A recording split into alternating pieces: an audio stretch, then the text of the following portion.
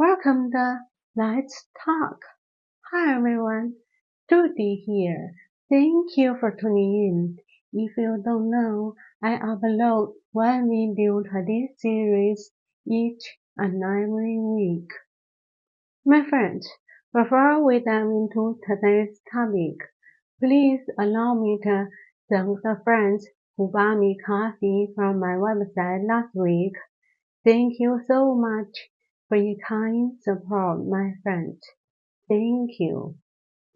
Okay, my friends, I guess you remember that I've talked about many dictators in my previous videos, right? If you don't remember or you haven't watched them yet, please check the links in the description box. So, today, let's talk about another dictator, Fidel Castro. Yes, he ruled this country Cuba for 47 years and imprisoned thousands of dissenters and stifled civil liberties and political freedoms. You see, my friends, dictators, no matter which doctrine or religion they say they believe in, they are all the same. They don't tolerate different or opposite thoughts, ideas, or comments. So they imprison their opponents and the people who don't praise them. Castro, for one, once in power in Cuba, he brooked no opposition. And all dictators, including Castro, never admit their wrongdoings or learn from obvious policy mistakes. And because of that, it turned Cuba into a relatively impoverished, illiberal, and closed society. Dictators love closed societies because closed societies make it easy for them to rule over the people. Also, dictators, especially the ones who create a cult of personality, are good at using religions or doctrines as tools to attract people.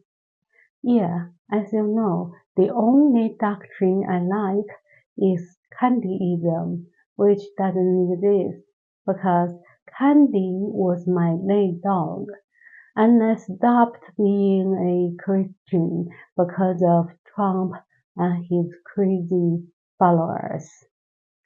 Their crazy behaviors made me understand the role of all religions. Religions and doctrines are kind of the same thing. They are just something that some people believe in while some others hate. Castro used one of the doctrines and portrayed himself as the Messiah of the country, as the chosen one to save Cuba. Sounds familiar? Yeah, all cold dictators do this, portraying themselves as the chosen ones and saviors, etc. But Castro wasn't always like that. He was born into a wealthy family. Like many rich young men, Castro used to be a playboy. He married two different women and had multiple children. Yes, he married twice, not three times. Anyway, Castro went to college, where he found his political dreams. And in 1959, he made his dreams come true.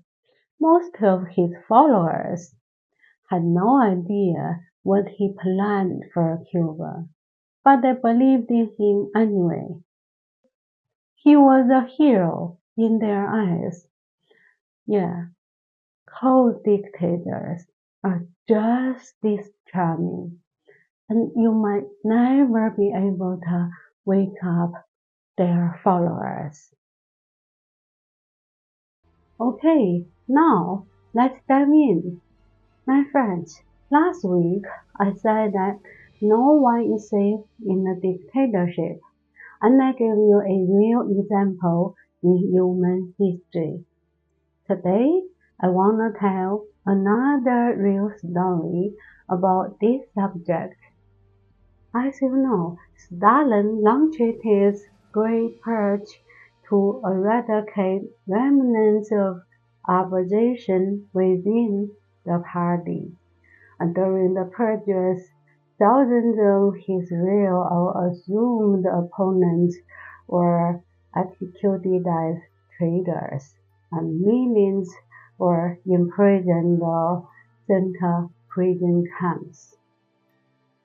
The first ones were purged in 1936.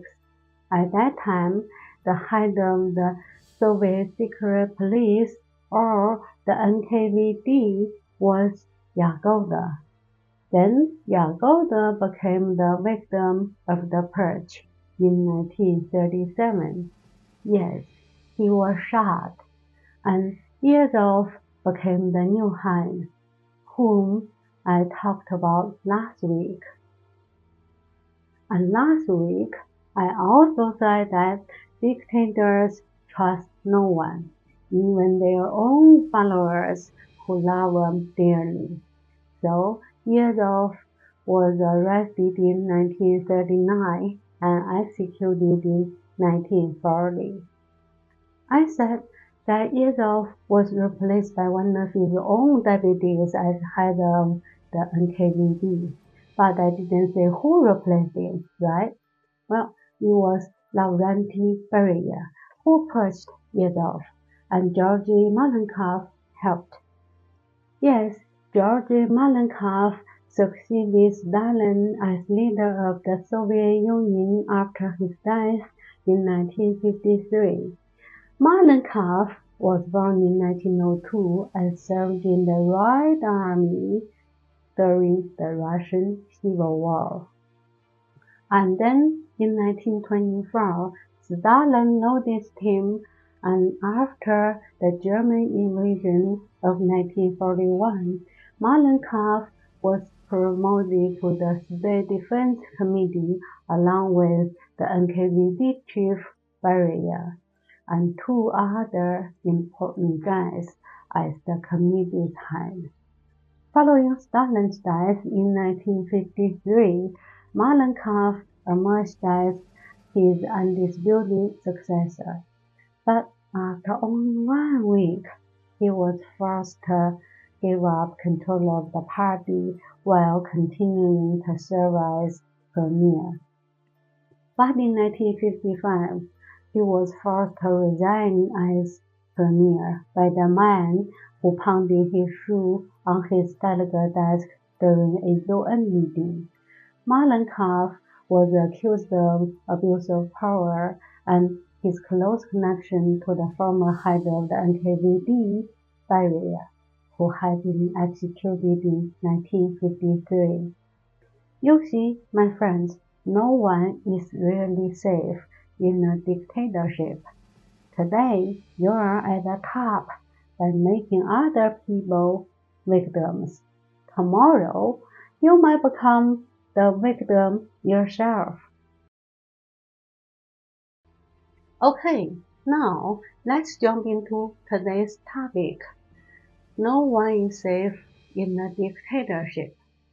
In the past few years, I've heard that some people want to live in a dictatorship because they want their so-called hero to become a dictator, purging their so-called enemies. And they think they themselves will live more comfortable and safer lives in his dictatorship. But if you learn the world's history, you'll know that they'll most likely live in hell, technically. As for the billionaires who think they'll get more benefits in his dictatorship if they help him in the process, history tells us they are wrong. In a dictatorship, no one is safe. If you don't believe it, let's see a real example in Russia, or should I say, the Soviet Union. My friends, I bet you all know Stalin and his Great Purge. So I believe most of you know Yezhov, who was responsible for atrocities of the Great Purge that he conducted on Stalin's order. Yezhov loved and admired Stalin and helped him get rid of his political enemies. Just like those billionaires and helpers, Yezhov thought he would live a safe and comfortable life. But what did he get? He was secretly arrested and executed. As you know, my friends, Yezhov was poorly educated because he completed only his elementary education. But when the Red Wave took place in Russia, he fought in the Red Army. He became a determined loyalist of Stalin. So, in 1937, he became the leader of the Soviet Secret Service NKVD. Yeah, for a while, he worked as Stalin's right hand, organizing mass arrests, torture, and executions. Under Yezhov, Stalin's purges reached their height during 1937 to 1938, with roughly half of the Soviet political and military establishment being exiled or executed by firing squad, along with a greater number of ordinary citizens.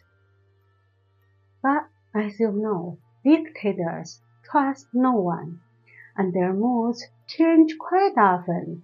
So, in 1938, Yezhov fell from Stalin's favor. In December, he was replaced by one of his own deputies as head of the NKVD. Several months later, he was secretly arrested and then executed in February 1940. After all, he was just the man Stalin needed to get rid of his potential opponents. So yeah, no one is safe in a dictatorship. No one. Okay, my friends, in case you don't know me yet, I'm Judy Fay London, a fan of Jack London. I'm a published writer who writes fiction and non-fiction novels and short stories. You're very welcome to visit my website, judyfaylondon.com, or Amazon to read my poems and my short stories. The last one, Mr. Rod, Candy the dog, and so on, and my latest non-fiction book, Living with the Walking Dead, a roadmap for achieving your own success.